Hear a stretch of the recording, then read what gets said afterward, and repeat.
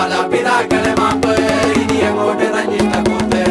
മുന്നം മറന്നൊരു പോക്ക് ഗുണപാഠങ്ങളോ മതിയാക്ക് ഇത് എൻ പാത എന്നധികാരം വഴി തെറ്റാനും ഉണ്ടവകാശം സുഖ സന്തോഷമാണ് പ്രധാനം ഇനി മറ്റേതുമില്ല വിചാരം